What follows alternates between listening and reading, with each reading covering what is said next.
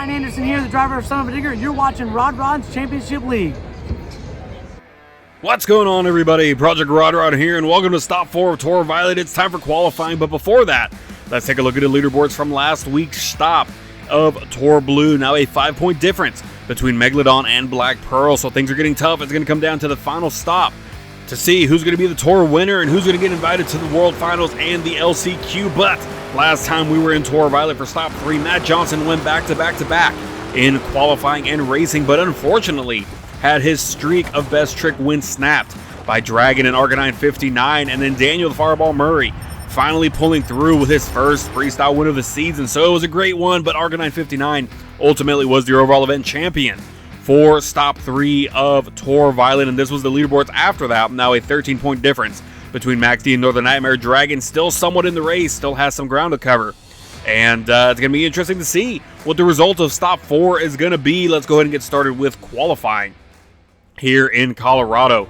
Again, Flames plays in Pirate's Curse is going to be the first one up, and unfortunately not having the best season so far. Hopefully things turn around here, and hopefully something comes out of this, at least getting, if not a win, again getting somewhere high up in the leaderboards to get those extra points to at least get an automatic bid, automatic invitation into World Finals. Now waiting for the first time here, 17.429 for Pirate's Curse and Flames plays. And again, Colorado is known for its short tracks, so very open space, can either make or break you when it comes to best trick and freestyle, just because it takes so long to get to certain obstacles. But when it comes to racing, it's quick, it's fast, it's a turn or two really, and that's it. So that's what this track is. It's just one giant U-turn, and hopefully hopefully we'll see what happens. 16.776 for his second attempt, so that is the time to beat. Here comes Kinda Fluffy and Gravedigger. But going back to what I was saying, hopefully we get some good times here and we get some crazy racing, as again, it's a fairly simple track, a horseshoe if you will, and that's it. After this turn, it's just a straightaway where you just have to throttle through and hope for the best. But here we go, Kinda Fluffy and Gravedigger finishing his first attempt. Can he beat Pirate's Curse's time? And he will. A 16.282, so he is now your new leader, going on to his second attempt now. Kinda Fluffy, pretty decent season so far. I believe he's in a pretty good spot to where he just has to be be a little more, or continue to be consistent and get those higher positions in the leaderboards to ensure that he has that invitation to the World Finals. Right here, there's a question on whether or not this will be a penalty, and it will not be a penalty, although it is not a faster time, so it does not matter. We'll stick with his first time of a 16.282. Here comes Ant 99 now in Velociraptor, and we are flying through these competitors again. A very short track, so this is going to be a common occurrence as we continue with this competition. But Ant 99 right there, and looks like that was fairly close for a penalty. Nothing's been said yet. I haven't heard anything from the officials, and he's finishing his first attempt now. So will we have a new leader? And we will, a 16.181. So far every time getting slightly faster than the last, and he has one more attempt to try to get an even faster time. And honestly, the faster you can get it, the better. It gives you a better chance at again getting higher points. You get that automatic, if you're in the top 4, you get that automatic buy run into round 2. So even if you do lose in round 2, as long as your time is faster than the other losers, I say losers, that sounds kind of rude, but the other losing competitors, as long as your time is better than theirs, it gives you more points in the overall leaderboard. 16.145 for his second attempt, so that is now the time to beat, just slightly faster than his first time, but still the new time to beat. Here comes Nova Strider now in Crush Station. I'm expecting great things from Nova here. Something tells me that she has a little bit of that underdog mentality right now, or underdog, what's the word, aura, I guess, if you will. And she's had some great moments so far this season, and I got a feeling she's going to break out at some point and really just shock the world. But here we go, the first time for Nova Strider, and a 16.100, so an even faster time than Velociraptor. So she is now your new leader and the current fastest qualifier, going on to the second attempt now. Maybe we'll see a little bit faster. Maybe we'll see in the 15s now. Nova Strider, let's see what she has in store. Right here, that turn's a little tricky. This one, I've noticed that in this lane, for some specific reason, the smoke gate seems to be a little off, so penalties will be a little lenient on that first turn, but we'll just wait and see what the rest of this competition brings. Waiting for the second time now in a 16.367, so a little slower than her first time, so her first time will stick. Here comes Riley Strider now. Again, husband and wife duo here on the tour. And I know they're rooting for each other, but at the end of the day, they are competitors on the same tour, on the same competition. And both of them want a win regardless of who it is on top at the end of the day. So let's see what Riley Strider can bring to the board and if he can get a faster time.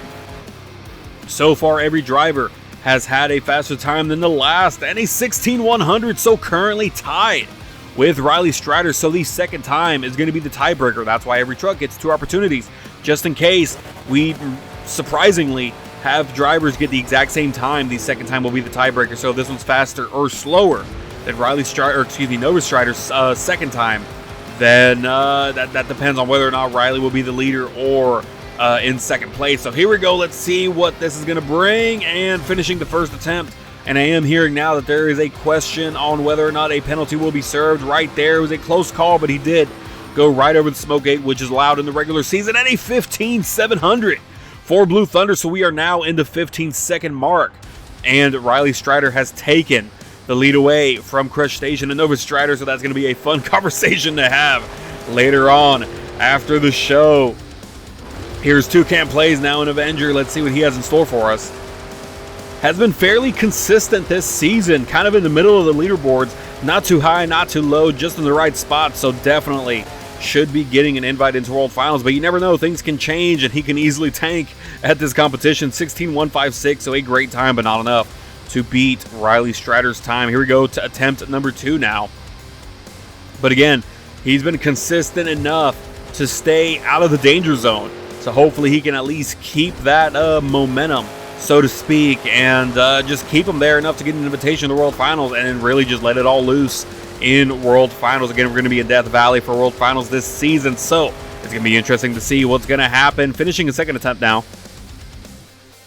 And a 16.028, so a fantastic time, but not enough to take the lead. Here comes Northern Nightmare now in Daniel Murray. Fresh off his freestyle win in Death Valley, and it's good news to him that World Finals will be in Death Valley this season, as that's where he had his best luck so far, so maybe he can repeat his magic in Stop 3 at World Finals. He's currently number 2, and I feel like even if he were to tank these next 2 stops, chances are he'll still make it to World Finals. But again, you never know what can happen. 15.816 for Daniel Murray, so close, but not enough to take the lead away from Riley Strider. He currently sits in second place, but one more opportunity to beat that time. Here we go, attempt number 2. Daniel Murray, pretty great season so far, the closest to Matt Johnson this season, and right there, that may have been a penalty. I am not entirely sure. That was very close to the smoke gate. Could have been over or not. I don't know, like past it, not over on top of it. But let's see as we take a look at a replay. That front right tire seems to just barely go over the smoke gate. You can see the tire marks over the smoke gate as well as he passes. So he's good at a 15.550, so a new leader as we get a faster time yet. And he currently leads the pack. Riley Strider moving down to second. And here comes Alien Invasion and MMJ Producer. 3 more trucks to go before Northern Nightmare can officially be crowned the fastest qualifier.